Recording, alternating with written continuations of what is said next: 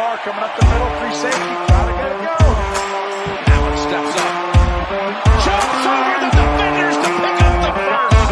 Decide not to use a Curry, way downtown, bang! What a amount of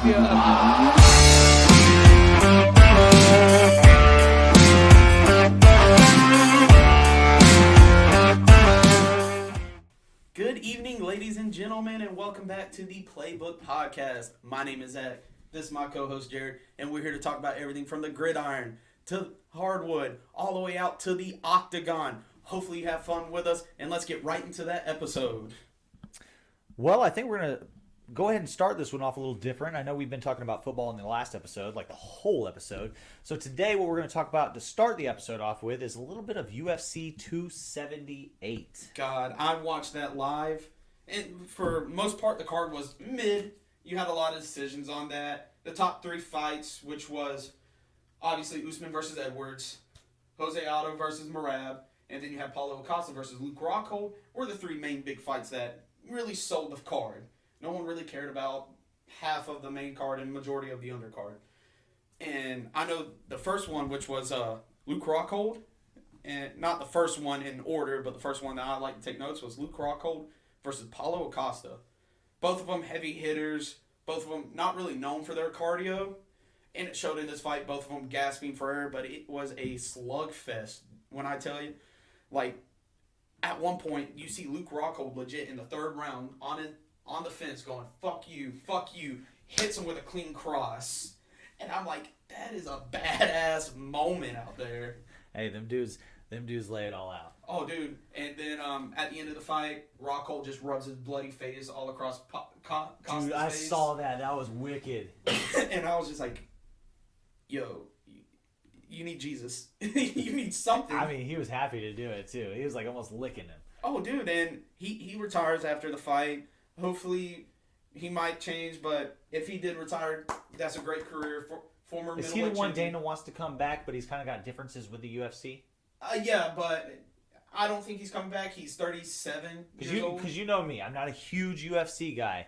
I'll be more than happy to lay the questions out, but that's why I'm asking. Is he the one that was very controversial with Dana? Talking about fighter pay? Yes. Yes, very much. At the press conference, he's like, yo, we're putting our life out on line. We need more money.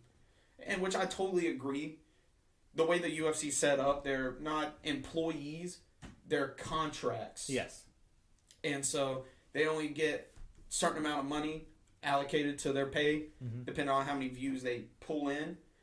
But I totally agree with Luke Rockhold, but that's a hell of a way to end off a career. Right. Just fucking, everyone just remember you rubbing that face like, arr. And then you had Jose Aldo versus Merab, boring fight. Merab just basically controlled him with a clinch, and Jose looked kind of scared to lay the fight off.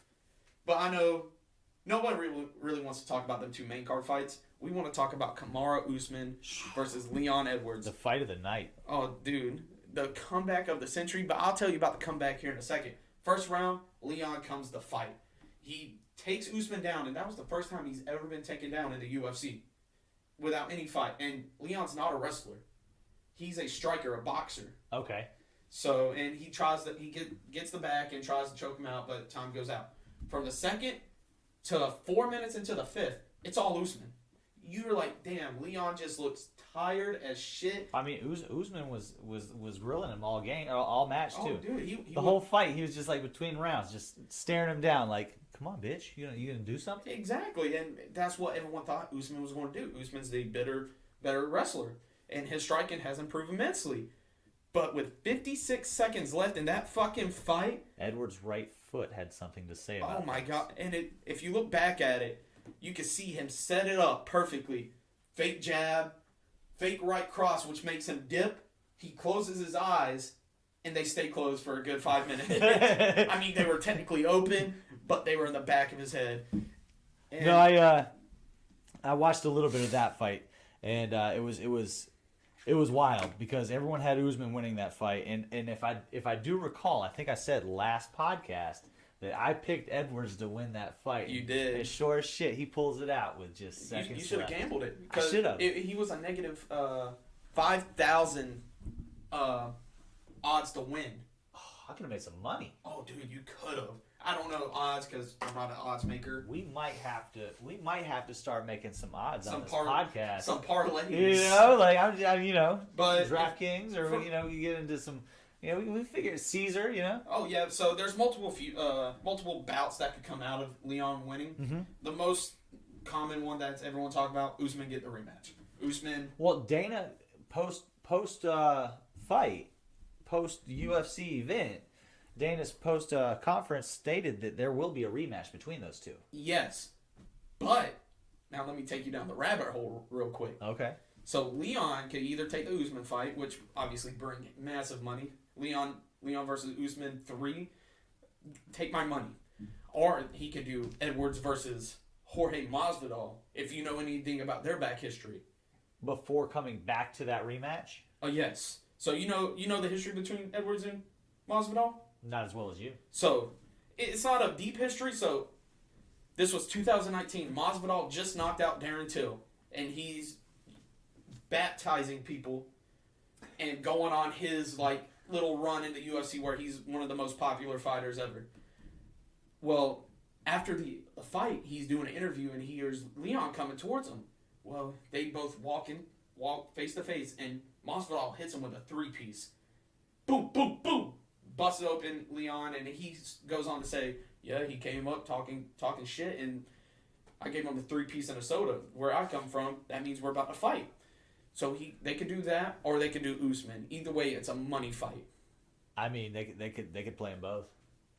I mean, If Leon beats Usman the second time, I believe Masvidal gets a shot because UFC likes that money. So before we roll on to our next subject, because it's going to deal in football, how about Dana dropping the news on Tom Brady and Gronk supposedly going to Las Vegas I heard in that. 2021? I heard that in... Or was it 2020? No, it was 2021. 2021? I thought it was... It was the 21 The season. offseason right after 2019. Right before he signed with Tampa. Yeah, it was. Well, yeah, he was supposed to go. So 2020. The year that Las Vegas moved. Well, the year that Oakland moved to Las Vegas was the year that Brady and Gronk were supposed to sign with the Raiders, and that was the year that Gruden had the issues with the emails. So, what I'm thinking happened was they had this deal drawn up. According to Dana White, they had this deal drawn up. He had them coming. Dana had them coming out to Vegas. Because Dana's like, I got a box out there, bro. He's like, I'd have loved Brady and Gronk to come out here and win us a soupy. He's like, because that's what they did when they went down to Tampa. He was like, they would have came over here and done the same exact thing. He was like, but Gruden fucked it up at the end. Brady got pissed at Vegas because Brady was already looking for land out there. Brady was already about to buy a house out there. And then that shit happened. And Gruden lost his job, lost his career, and Brady went to Tampa and won a soup. And almost won too. If it wasn't for the Rams. I mean, if it wasn't for Matt Stafford. Cooper Kupp, let's be honest. I mean, I don't think Jared Goff would have got past Brady. Oh, hell no. But I don't know why he brought that up. I really don't. Well, it's because Gronk brought it up. Oh, yeah, Gronk did bring it up. Gronk brought it up on his podcast. No, they had a deal with ESPN. They basically did like a commentate on the fight with Gronk's. That's right. I didn't see none of it because I don't care about commentating. I want to watch the fight. Of course. I don't care about Gronk talking about the fight.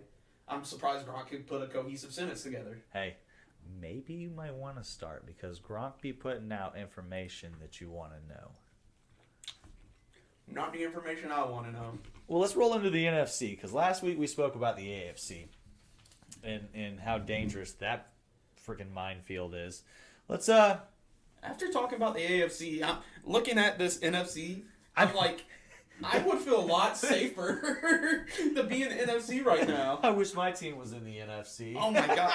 I mean, my team's the Jaguars, so. Hey, look, we had that conversation last week. There's a lot of great things happening in Jacksonville right now, I feel like, and they could be one of them under the radar teams. Yeah, but at the worst time. Well, look, look what division they're in. They're in the AFC South, man. Yeah, but look what conference they're in. They're in the AFC. I get it, but you might make a wild card. Yeah. All right, so let's go AFC North. Let's kick this thing off with the North. We've got the Bears. The Bears. The Bears. So my thing with the Bears is they got a second-year quarterback in Justin Fields.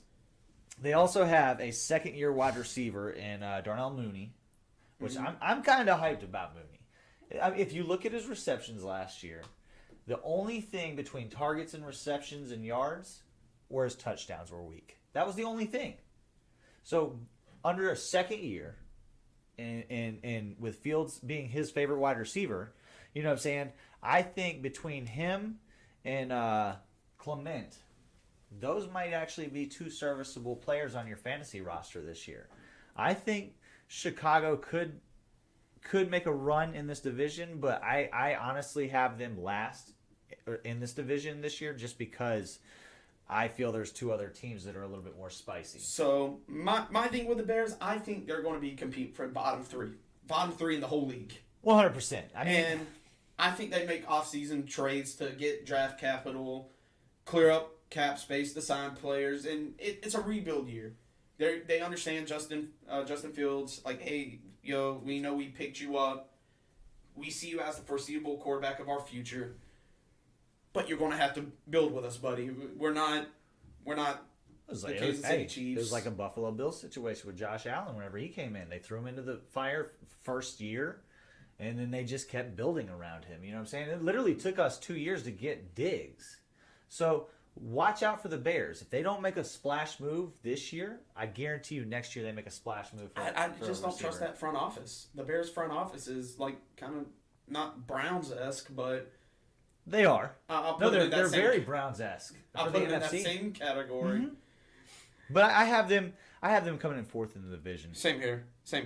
About the Lions, you want to kick off the Lions for us? I'll talk about the Lions real quick. I believe they're going to make an exponential push. I'm with you. I don't think they're going to win the division push, but I think they're going to take that, we're the Lions, dun, dun, dun, dun, dun, and we're going to win. I mean, not with this coach. Jared Goff, he's a serviceable quarterback. Yes. Serviceable. Not the worst, not the best. I'll put him in a C- category. DeAndre Swift, stud. Well, I mean, of course he's a stud. The dude's a beast. The wide receiver core, sneaky good. Once they get Williams back, I feel like they'll be a whole different team. Oh, same here. And then that offensive line? Well, they have technically one of the best offensive lines in the league. Well, one of the highest paid offensive lines in the league. And they showed out even last season. You were like, okay, they're holding their own. They got T.J. Hawkinsocks. I mean, that defense, that's not stout, but if I had to choose, like, you could take this defense or a worse defense, I'll definitely take. It's not the worst. It's mid-tier defense. You're right, but I mean, you're also probably comparing that defense with like a Houston Texans. No, I'll say they're no Browns defense. They're about. Well, I don't know. With the addition of the new defensive in there. Exactly. So I mean, I might be eating some of my words right now. I'm high on the Lions this year. I sound like one of them crazy people. I'm kind of high on the Lions, and I know it's preseason. I'm mid on them. I'm still mid on them. They're the Lions for a reason. What's your projection in the division? They're third. Really? They're third. I have them second. Second, so I have them second. God, second place in the division. I couldn't see that. Here, you want me to tell you my third place team? Who's your third place? The Packers. Ooh, no. I know, right? Going from 1 to 3 in my book. I don't see them as a third team. Let me tell you why. Why? Well, they lose Adams. Yep, they did lose Adams. You know what I'm saying? So, and they didn't sign any big names in the wide receiver area. Yeah. Sammy Watkins is not a big name. He's an injury name. Oh, he's a depth chart stuffer. So they don't add no receivers. The only thing that they really have other than Aaron Rodgers is freaking Aaron Jones and you're forgetting about one guy in that wide receiver room. And AJ Dillon. Rome Doubs. Oh, the Rook? The Rook. I have I have him wrote down on a list over here because I've been hearing a lot about him throughout preseason. But what I'm trying to say is like if we're talking about a Rook wide receiver on a team, I'm kind of expecting them to have an already number 1 wide receiver. And that's, you know what I'm saying? That's the main man, Alan Lazard. I don't understand where you're not seeing this at. Because he's Randy Moss. I hope you're right. I hope you're right. And maybe with Aaron Rodgers, I could see where they would get it put together, but I still have them. I have them third in the division this year because I feel like the Lions and one other team is going to be better. So like I have them second place. Second place just because Aaron Rodgers is the best quarterback in that division by far. I'll give you that. By far, like there's no comparison. And he can make a mid-level receiver look like a starting receiver. Exactly. So I'll give you that. That defense lost a couple pieces. But that defense is also the strong point of that team this year. Exactly. I feel like they're going to be a top 5 defense this year. Mm-hmm. I like their corners. I like their linebackers. I look at them as a rebuild, man. They're with Chicago on this. You know what I'm saying? No, I don't see full rebuild. I see like, hey, we need to pick up a few pieces. But if we could use the pieces that we have, they can make a playoff push. I'm just hating on Green Bay right now, bro. Oh, yeah, really Green Bay. I'm hating on them right now. I'm saying third in the division, bro. And now the number 1 team. That's the team I'm going with. The Vikings. My God. What? Can we?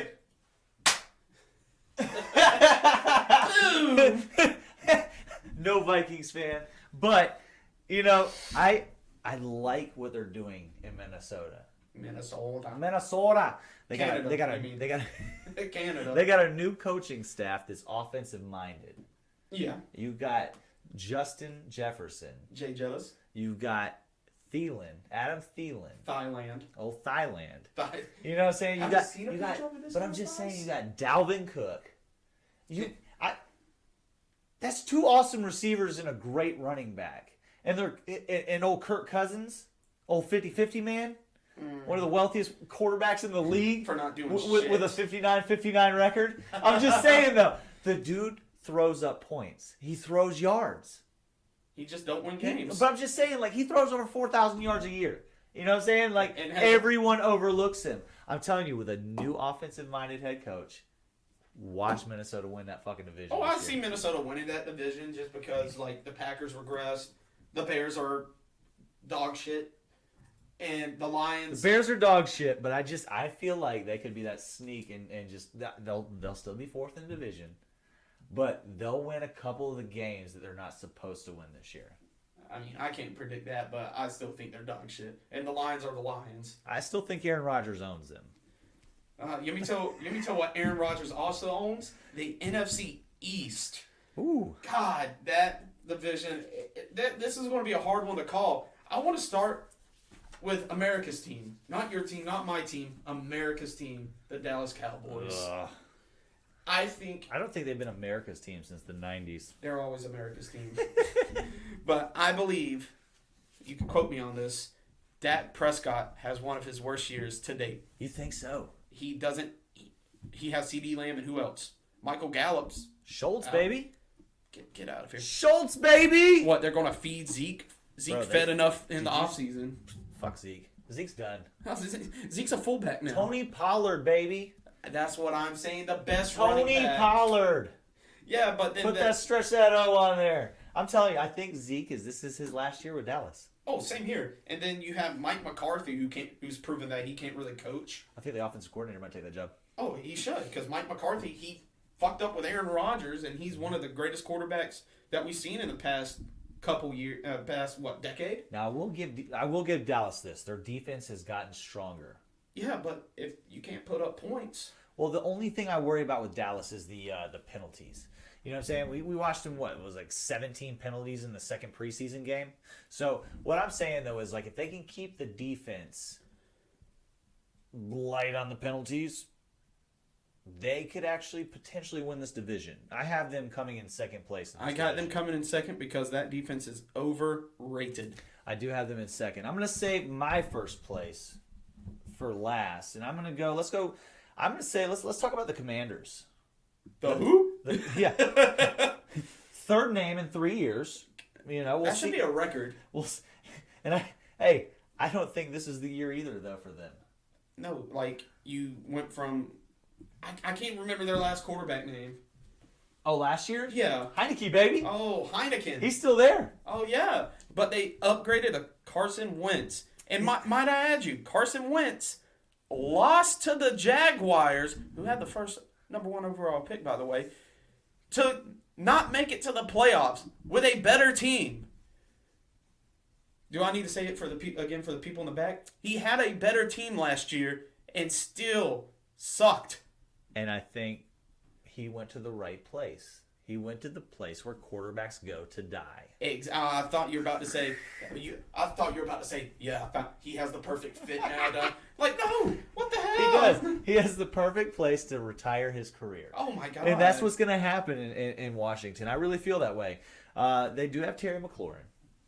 Scary Terry can be scary at times. At times, but I just don't know how scary Terry will be this year with scary wins, because it can be scary whenever he's behind center. Exactly. But I guess my biggest question coming out of Washington, who are we going with running back? Oh, I'm going with B-Rob all day, every day. B-Rob, huh? Oh, I'm a Bama fan. Bama boy. And you know what's funny? Is I got B-Rob in my notes right here. I skipped the second string running back, and I'm saying B-Rob by week 4 might be their starting running back. If not week 5, because the first 4 weeks I think he gets that third down back. If you can get B-Rob in your fantasy draft late, or even undrafted, I think you might have a steal on the year. Don't give up my secrets, please. That's what we're here to do for you all, is give you those secrets. Yeah, but I'm not trying to lose fantasy either. Well, you're going to anyways. No, it's okay. I'm not. We'll still be friends. But you know what's funny, though, is I don't have them coming in last place. I do. I have them coming in third. I have them coming in last. And the team I have coming in third is the New York G-Men. The G-Men is who I have coming in fourth. Oh, no, son. Danny Dimes. Okay, so I like Danny Dimes. I hate him. But the thing that we have to think about, though, is just like we were talking about with the Vikings, and just like we were talking about with a couple of the AFC teams, is you have new coaches. Yes. I like Brian Daboll. I do, because he was our offensive coordinator. He did well with us, but he had a bunch of fucked game plans sometimes, and it really pissed me off. It seemed like he was just calling shit calls. And what I'm thinking, though, is like, I think he'll do well with the Giants, but it's gonna be a we're gonna have to stretch this out like 4 years. Oh, dude. And I think you're gonna lose Shaquan. You're probably gonna lose. I think they'll re-sign Daniel Jones. They shouldn't. But I think they will, because Yeah. if Brian Daboll can have that time with him, I think he might be able to play with him, because he is kind of an athletic quarterback. He can run. He's not the fastest son of a bitch, but he can move, and he can throw some dimes. So to the defense. Just because it's a higher percentage right now, you know what I'm saying? No, Danny Dimes has been a big disappointment to me, because everyone's like, oh, he's going to be the steal of the draft. What has he done? He's done nothing, because he's had nothing. And they still have nothing. The Giants have done a great job at wasting money, and then now they're having to get rid of a bunch of players. Exactly. Like, they ruined Saquon. What do you think about him this year? I don't think much. I think if he stays healthy, 950 yards. Really? To 1,000. That would be a decent year. Yeah, that would be a decent year, but not what everyone expected with Saquon. Now, is that 1,000 yards between catch and all-purpose? So all-purpose, 1,000 yards is kind of low. Yeah, that's what I'm saying. Like, so with those numbers, I would agree with you. I'm wanting him to get like 1,200 to 1,400 yards at minimum because of his last 2 seasons. I just don't see it, because like with Saquon, he's just so injury-ridden. I think with running backs, after a certain amount of injuries, I'm with you. I mean, you're done. We've seen it a lot in this league. But I think Shaquan could have a good year this year. I really do. I hope Shaquan has a good year, because I would love to try to pick him up maybe in like the 4th round, which I know he won't make it that far. He probably will. But if he did, I would grab him and at least try it out. One game against piss poor defense. But what I'm saying, though, is I'd take a risk on him in the 4th round. Now, I guess our unanimous number 1 team overall, with no shock, the Eagles. Fly high, Eagles. Bro, the Eagles are quiet good. I mean, they made the playoffs last year. But with the additions. Oh, what they got? I can't think of the name right now. A.J. Brown. A.J. Brown. For some reason, I was thinking Justin Brown. I was like, A.J. Brown. You got Devontae Smith. Yeah. You've got Rager, that was another first-round guy that's a wide receiver. Can't really hold on to the ball. But Once he catches it, he has the burners. that's what I'm saying. So with having two better wide receivers in front of him I feel like make him a better receiver. And line him up with linebackers and safeties a lot more.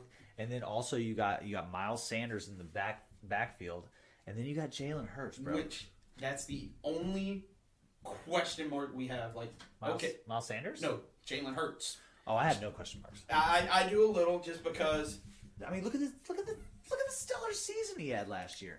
Now let's see. We've seen people have stellar one season, and then Carson Wentz, for example, had that in Philly. I agree with you. Had that hell of a season. Tore his shit. Nick Foles won a Super Bowl. But Jalen hasn't tore his shit yet. Yeah, but we've seen quarterbacks. Even Cam Newton had that 15-1 season, and then what has he done ever since? I agree. And I think with their coaching staff that they have, I like them. They've been predicted. I don't know if you've heard this, but they have been predicted by Football Almanac, the guys that have been doing it for like 18 years. They're predicted as the dark horse out of the NFC to play in the Super Bowl. I don't see that, man.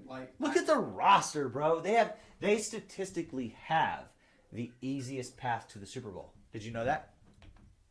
Their schedule is technically the easiest in the NFL. Their this number's year. 36 on PFF. Power football something. No, I think it's something stupid low like that. They literally have the easiest path to the Super Bowl. But let's get out of the.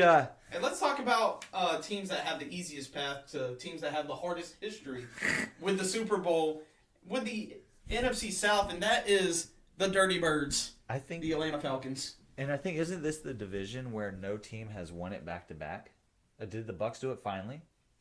Yeah, Bucks won it in last year and the year before, 2019, 2020, because of Brady. So yeah, I think Tampa broke that curse. Because I think that was the division. If I'm not mistaken, I'll have to check it out. But if I'm not mistaken, I think the NFC South is the only division in the NFL that has had a different winner every year. It may have been broken. It may have been the NFC East, but I'm almost positive it's the NFC South. It's one of those two NFC conferences every year has been a different I want to say winner. it's the East, actually. Is it the East with the Giants, the Commanders, Cowboys, and Eagles? But I really don't know. But speaking on them Falcons, though, we all know what we're going to expect with them, right? Rebuild. If we're talking about building a new house, they just lay down the foundation. Holy Jesus. I love, though, the key pieces that they have brought in on offense to help out whatever quarterback they go with in the future. And it might be Desmond Ridder. Have you watched this asshole's preseason? Oh, he's actually holy shit! Good. God dang! I was like, yo, how do you play this well for Atlanta and suck ass so bad against Alabama? Because literally, I think Cincinnati could beat Atlanta.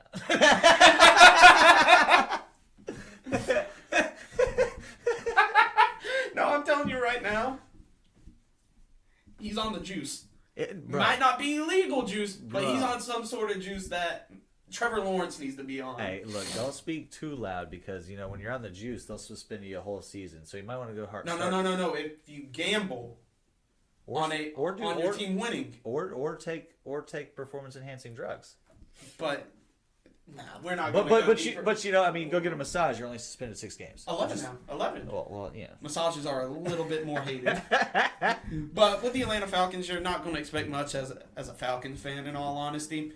Just hope and pray that the Georgia Bulldogs in college does. So. Atlanta's...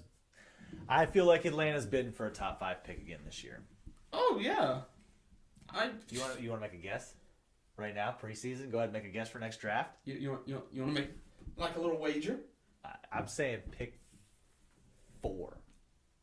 I'm going 2. You're going 2? I'm going number deuce. Ooh.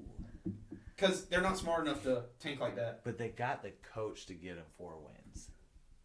Yeah, and I think they're the worst team in NFL right now. I can't disagree with you on that because I think the only other team worse is the Commanders.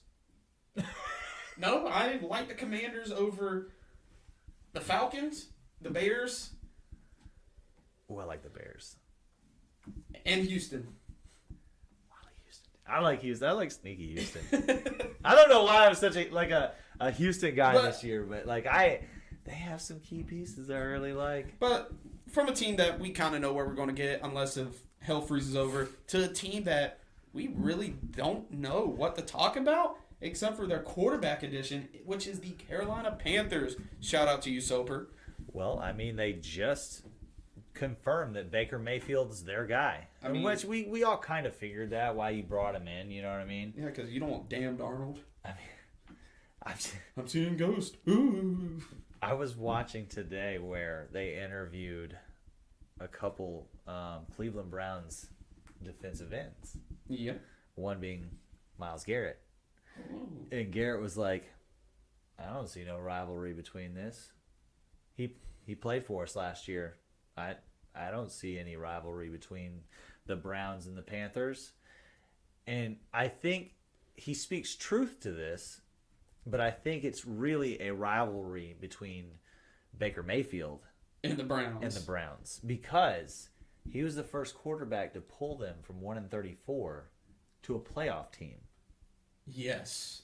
And now you booted him For a massage guy that is suspended for 11 games. And which kind of confirms So that. how would that make you feel as the number one overall pick for that team just to get shitted on for Deshaun Watson?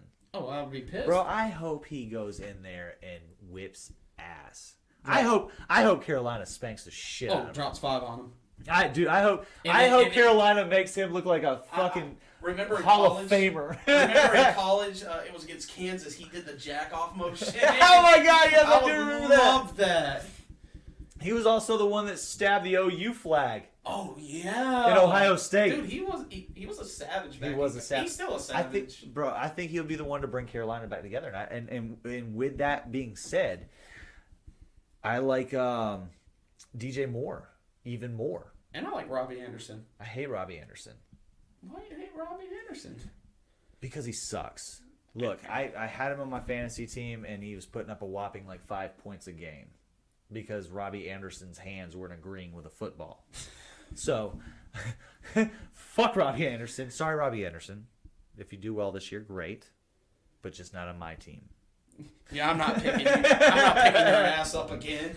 But I tell you, I think really, if talking about the Carolina Panthers, what is really going to make or break their season is going to be Christian McCaffrey. Oh yeah, that's been their thing for the past 4 years now. If he can stay healthy, bro, If they're a potential playoff team. If CMC doesn't tear anything, you're in.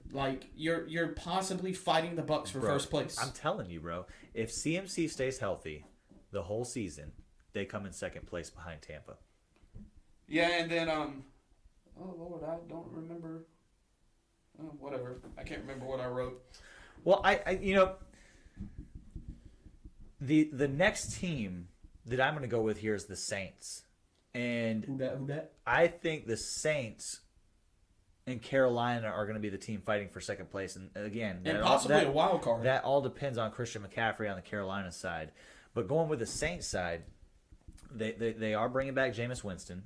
Jameis Winston has gotten a lot better with his control. He's gotten a lot better with not throwing too many interceptions. Pull that back. He only had 4 games? But his touchdown to interception ratio was night and day different from his touchdown to interception ratio at Tampa.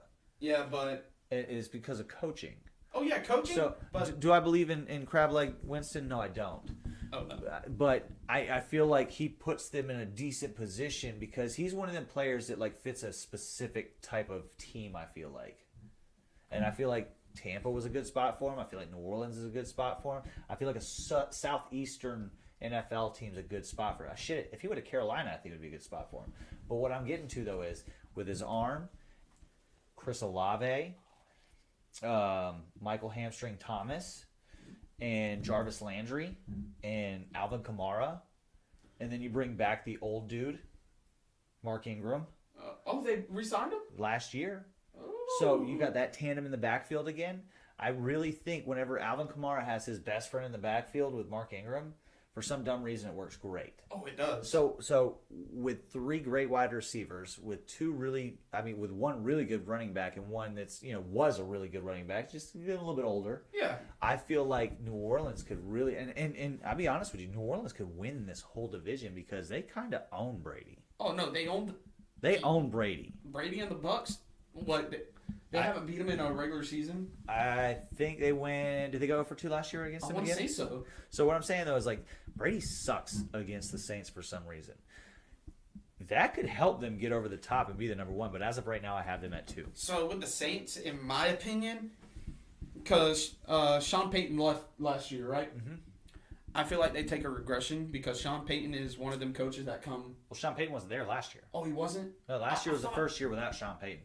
Oh, okay. He was supposed to go to Miami with Brady, and then Bill Belichick blew all that shit up. So just like John Gruden blowing up the Las Vegas shit, Bill Belichick was like, "Hey, hold your horses. You're not coming back to the AFC East. Let me just put a text message out." They're cheating again. But all jokes aside, like I'm not high on the Saints. I'm not high on Jameis Winston.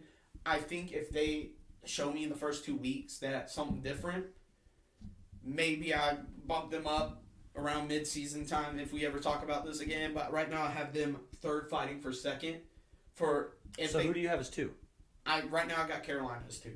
Okay, I can agree with that because, like I said, I have it on my notes is that if Christian McCaffrey stays healthy, they are number 2, and if he gets hurt, they are number 3. Yeah, but with the Saints, there's a lot more questions than answers. Yeah, but when they come marching in. Once you hear that, who dat, and then you hear the old gentleman, and you're like, what the hell's happening here? They're up by 30, and I never understood a word they're saying. Now, let's just talk about Tom Brady kissing his son in Tampa. Oh, man. God, I hate this guy. Every scandal that has happened in the NFL in the past 10 years has all had one thing in common. Tom fucking Brady. Tell me that it hasn't. Not every scandal. Just about. I mean, Deshaun Watson. Brady was probably in the same massage parlor. But, I mean, Robert Kraft got busted. Oh, that's all massaging. But what I'm saying, though, is like you talk about anything that's happened in football. Oh, yeah. In the NFL. Not outside the NFL. In the NFL. Deflategate. You had the fumble that was a forward pass.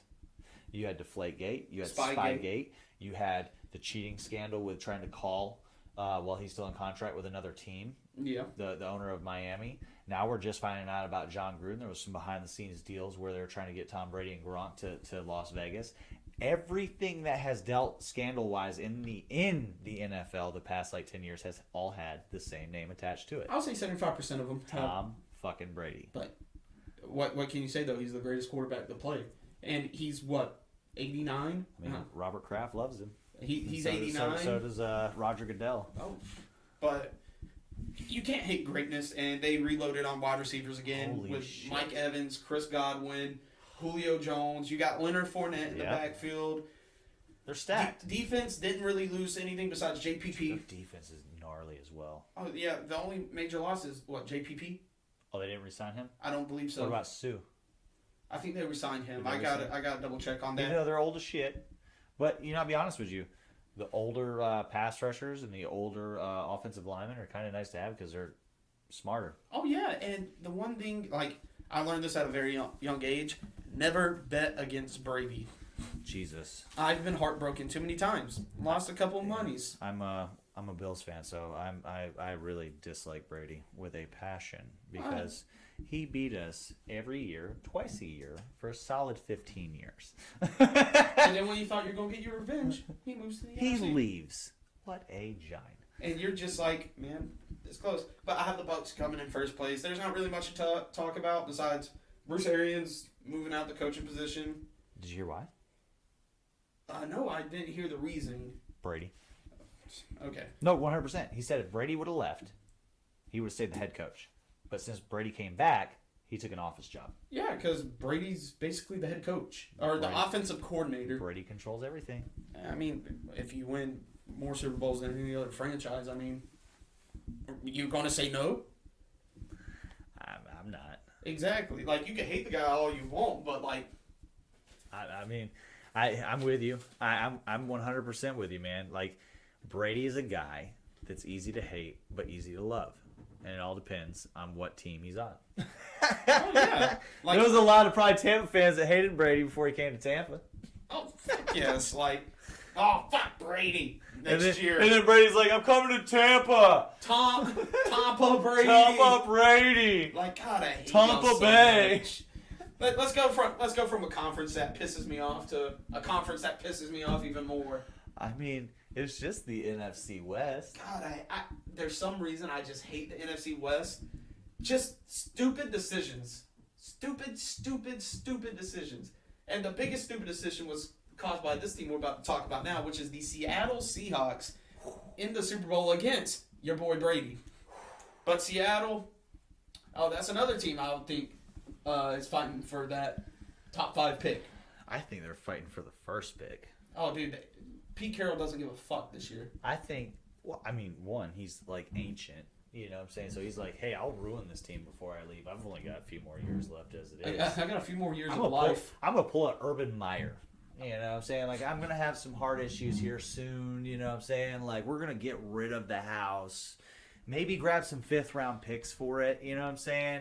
And we'll pick up some 3rd stringers. Oh, so you're saying the Bill O'Brien treatment. That's what it is. The Bill O'Brien. The Bill O'Brien. But let's be honest, though. Like, Seattle, they have, what? DK Metcalf, Jamal Adams. They let go of Bobby Swagner. Let go of Russell Wilson. Wait, Bobby Swagner got a sweet deal. Oh, he did. We'll get to that one in a minute. And he stayed in the same division. I think the only thing that helps Seattle, and that's only if the 49ers are willing to play Santa Claus and ship Jimmy G to them. They're not. I mean, I wouldn't either because it's in the same conference. Same division, same conference. So like, I wouldn't do that either. Hell no. But shit, they just shipped Bobby Wagner to the Rams. Yeah, they're in the same division. Because they're offloading. They're not trying to onload. But if you were to onload at a cheap rate with a Jimmy G, that would help DK out tremendously. Now, granted, we haven't really seen Geno with the true starting wide receivers and stuff, but Geno is Geno. Here's what I'm going to say. Hot take right now. They trade DK Metcalf before trade deadline. You think so? Oh, dude, they're after they just paid him a 3-year, $77 million contract. Oh, I can see it happening. If Where does he go? Where would he go? Who would be willing to pay that? Jacksonville. Not this year. I think you guys are too close to the cap on that, right? I don't know the whole cap situation right now. I was just. But yeah, I have Seattle coming in last place. Oh, easy last. That's not even a hard one. Their running back situation's messed up. Their quarterback situation's messed up. Offensive lines. Their offensive. I mean, literally, I think they're a full rebuild mode right now. They're with Atlanta on full Atlanta and Houston for sure. So, what's your thoughts on the Cardinals? So the Cardinals, they're a big question mark for me because last year, first half of the season, they were the team. They were that boom, boom, boom, boom, boom. This year they have some question marks. Kyler Murray, Got paid. What? He got paid. He got paid, but are you going to really focus on football? DeAndre Hopkins out for 6 weeks. But you picked up Hollywood Brown. But you picked up Hollywood Brown and still have A.J. Green and Zach Ertz. And you have, who's their running back right now? James Conner, baby. James Conner. So it's like, y'all have a squad, but y'all had basically the same squad last year. I think the big difference is going to be the mentality of Kyler Murray this year. Is he going to play big boy ball? No, I think he will because they had him do this last preseason game. Oh, they had the last 2, which was the coach from the sideline. He played offensive coordinator, so which does what? Makes him remember the plays and all that makes stuff. him think even deeper into the play. So like, he's watching himself call a play and then watching his teammates run it and seeing like what he could possibly do different with it. So I'm saying the Cardinals are the second best team in this division this year. I got them second, third. I got him at a solid 2, And the reason being I have them at a solid 2 is because of the next guy we're going to talk about, and the next team we're going to talk about is the 49ers. That is who I'm having that 2nd and 2. I have them at 3 this year because of Trey Lance. I have them at 2nd and 3 because we don't know how Trey Lance is going to play in a actual game. And I think Trey Lance is going to shoot off some stars because I think he's going to be throwing some bombs. He's got a cannon. And have you seen Danny Gray, the Rook? Oh, fucking phenomenal. What's up with these track star wide receivers? We didn't even mention the track The star wide Eagles. receiver from the Eagles. God, I was just thinking about that too. I'm just saying. So I like the 49ers. I like what they're doing in Seattle in Seattle. Jesus, Jared. In I San like what they're Francisco. doing in San Francisco, but I think Trey Lance will be good, but I also feel that there will be some Rook mistakes. I know he's not a rookie, but he didn't play a whole bunch last year because they had Jimmy G. So whenever he was in, what was one of the first things he wanted to do if the play wasn't exactly what he wanted it to be? And he got busted a couple times, even playing the Cardinals, whenever he wanted to do that side run, and they jammed him up right there at the goal line and he didn't score.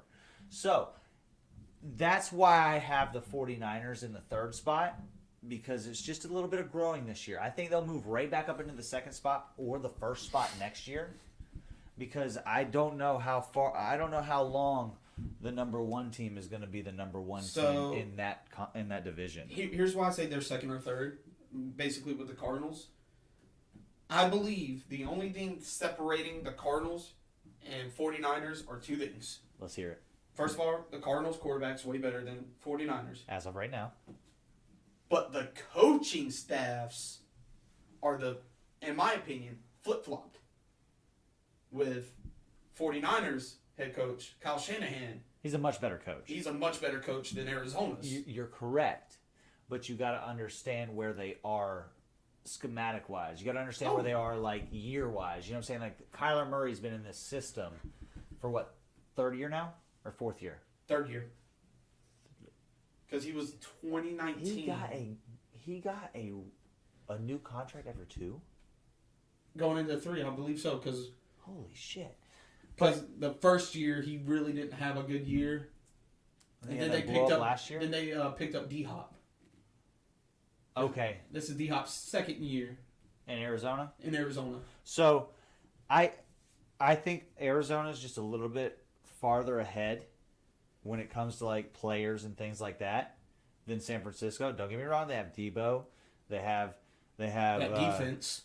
Elijah Mitchell, which I feel like is going to have a good year if he can stay healthy. Oh yeah. Their defense is always gnarly, but here's what I gotta say though: they might take a regression on defense. I don't think they take a big regression, if any. Their DC is the head coach of the Jets. But if I had to put money, an uncomfortable amount of money, I would go with the tried and tested 49ers team versus the team that showed me last year, hey, we had a fall off for no reason. There was no major injury. So here's why I'm going to disagree. The 49ers lost their D coordinator year before last. Mm-hmm. The 49ers just lost their offensive coordinator last year to Miami. Oh, yeah. So, new offensive coordinator. Now, mind you, Shanahan's an offensive guy, so I don't feel like there should be too much of a regression, but you're going to have to bring someone new in or bring someone up.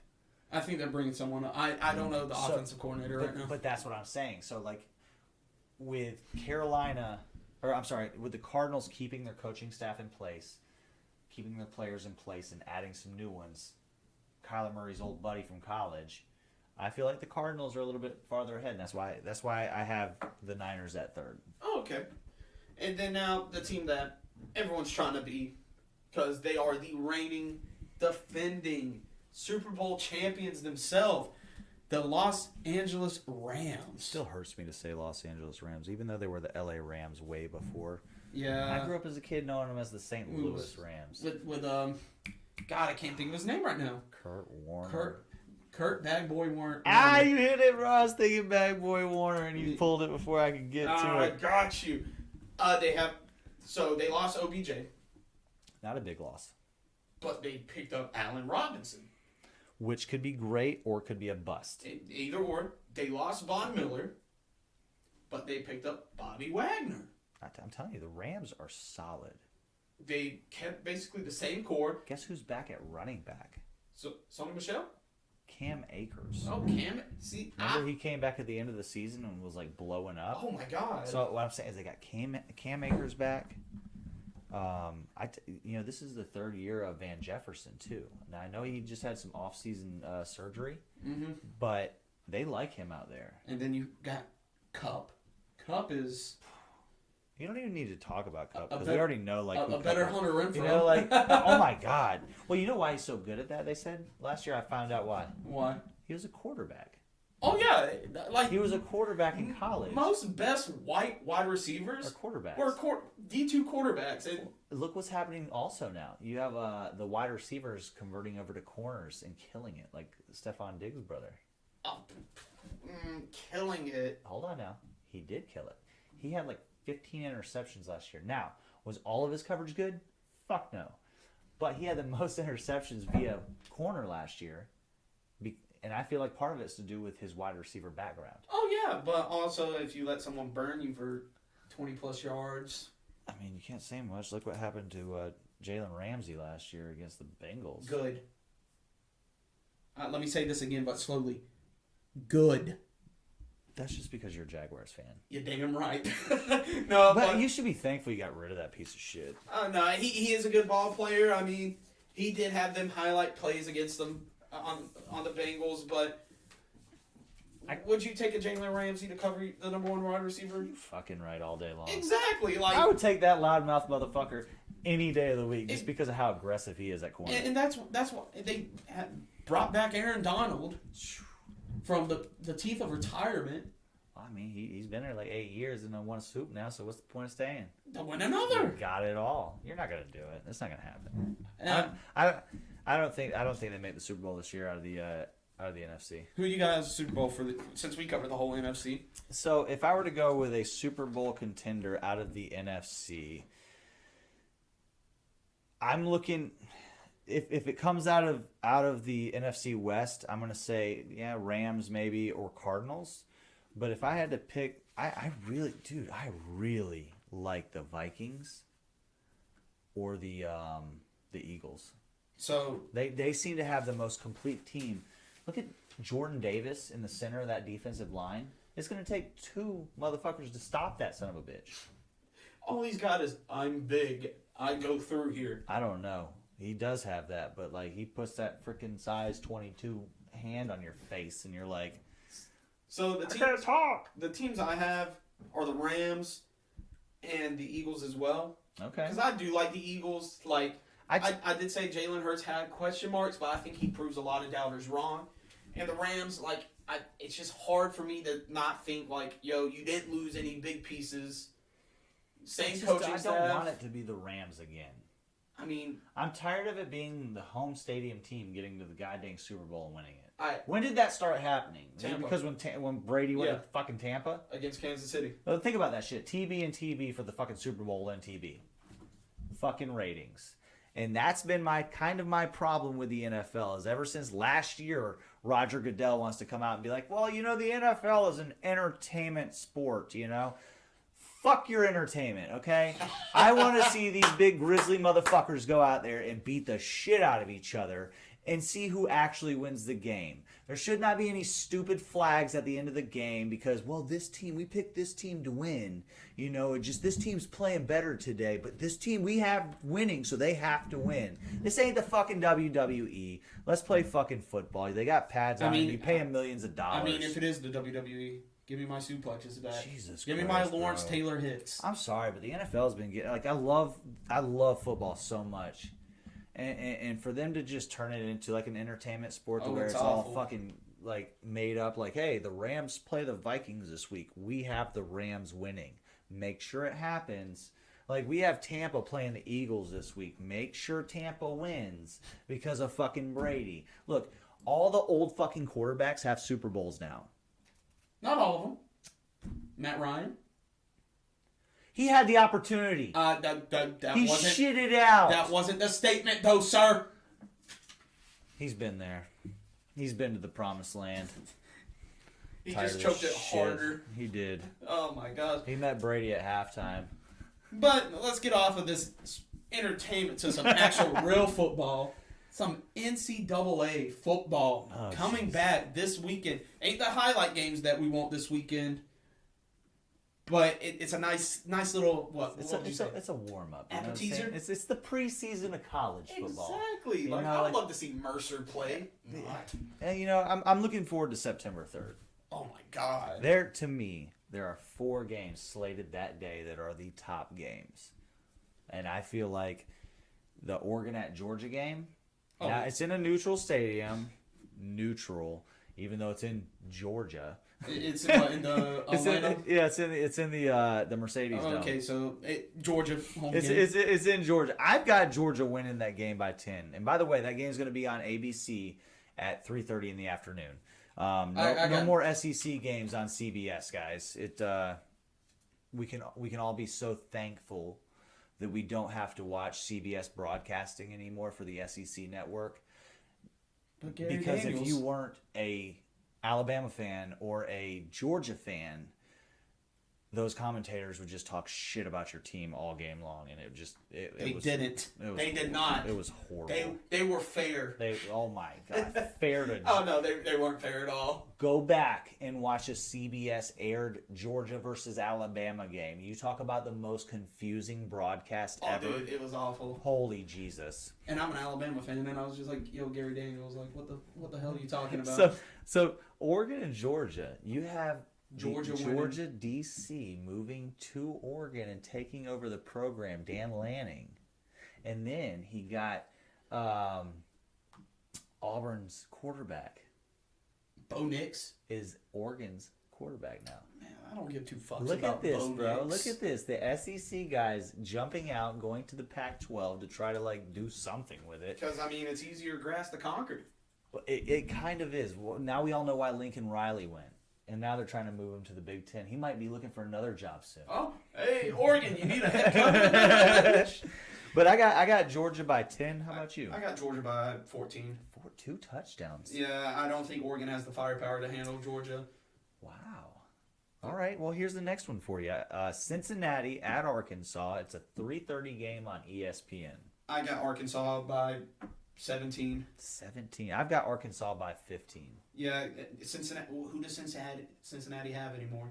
They lost their studs. You are correct.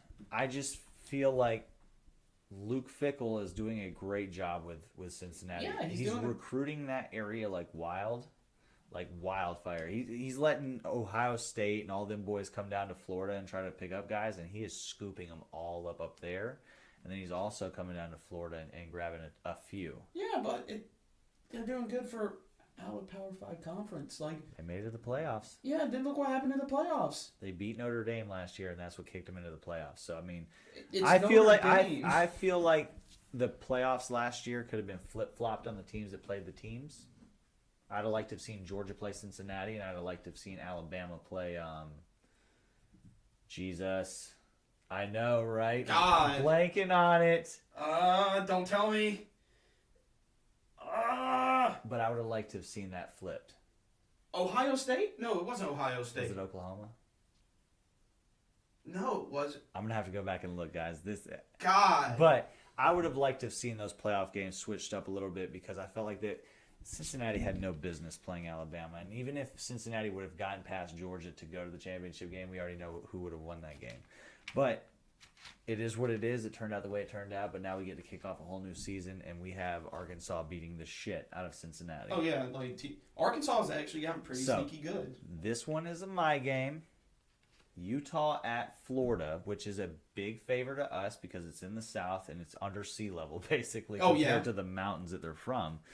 It's a 7 p.m. game, so it's a night game. A little cooler. And I only have Florida by 3. Utah by 10. Utah by 10? Utah is a program you got to watch out for this year. But they're also kind of like Cincinnati. They lost some players to the league last year. They're kind of rebuilding a little bit. I'm telling you right now, Utah's going to shock the world when they beat Florida. I hope not, but you know what I'm saying? Like, I hope not, but we are predicted. Last one for the September 3rd games is Notre Dame at Ohio State. It's a 7:30 game in the shoe on ABC. I have Ohio State by 3 points. I got Ohio State by 21 points. 21? CJ Stroud is going to make his case for Heisman starting with this game. What? Yes. No. It is going to be a one-sided hammer and Stroud, one-sided fucking beating, and Stroud's holding the hammer. Wow. I did not see that one coming out of you. I hate Ohio State with a passion, but I hate both them teams with a passion. I speak facts. The only reason I really dislike Notre Dame is how they get to choose that they don't have to be in a conference. Oh yeah, and they're overrated. I don't like What happened that. the last 2 times they were in the big game? They got the hammer. Oh no, it wasn't the hammer. It was the switch. So there's one more game that I find kind of cool for that first weekend slate of games, and it's the September 4th. So it's a Sunday game. Oh yeah, Sunday. It's Florida State at LSU. Now here's the tricky part about this game, is it's in Death Valley, and it is a night game. And if you're an SEC guy, I'm an SEC guy, and you play there every year, we play there every year, or vice versa due to the schedule. But what I'm saying though is, playing LSU in Death Valley on a night game is much different than playing LSU or playing in Death Valley during the daytime. Oh, for some reason, like that place is wicked at night. You just see voodoo, which is hold down the damn. We gonna poke this player right here. Come on there, burning the spirit of Joel Barr. So what I'm saying though is I have LSU winning by 10 because they're young, new coach. They got pieces they need to work with. I got LSU by 14 because who has So FSU been since Jameis Winston? No love for the Seminoles. The Criminals? I mean, I got better names for them because I'm a Gator fan, but we leave that off the air. Yeah, PG-13. Unless you want to post a comment down there and let us know what you think. I would love to see what you Exactly. guys think. So, one little difference in college football this year that I would like to put out there is the SEC is not playing on CBS anymore. And I know I brought it up a few minutes ago, but just to let you all know that like you're going to see all of the SEC slate of games on either the SEC network, ESPN, ESPN2, ABC, any one of those affiliated with the Disney network of ESPN networks, if you will. That is the new contract. All of SEC is wrapped up in that. I think I can't remember if it's a 10-year contract. I want or to say what. 10 year. But we are locked in with ESPN now, and we are so thankful so we don't have to listen to CBS broadcasting anymore. No more Gary Daniels. Yes, no more Gary Daniels. I can't wait for the first 3:30 ABC game. Oh my God. I hope we like their commentary. Watch Gary Daniels switch over to ABC. You thought you got rid of me. He goes walking up. Roll Tide.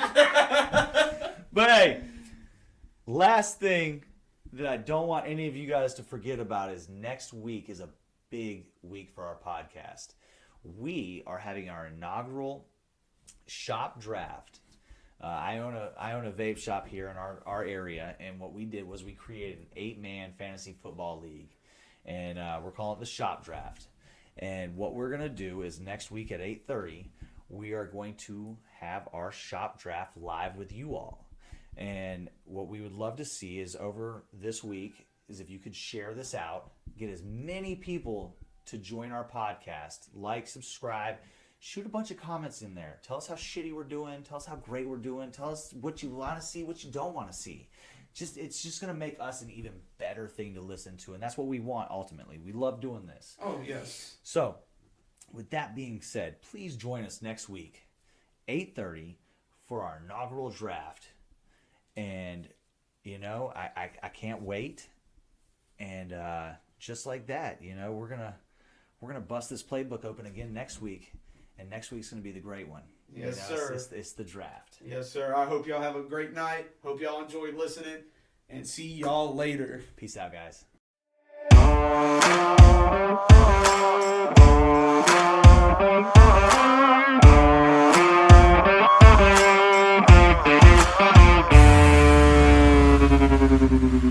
Thank you.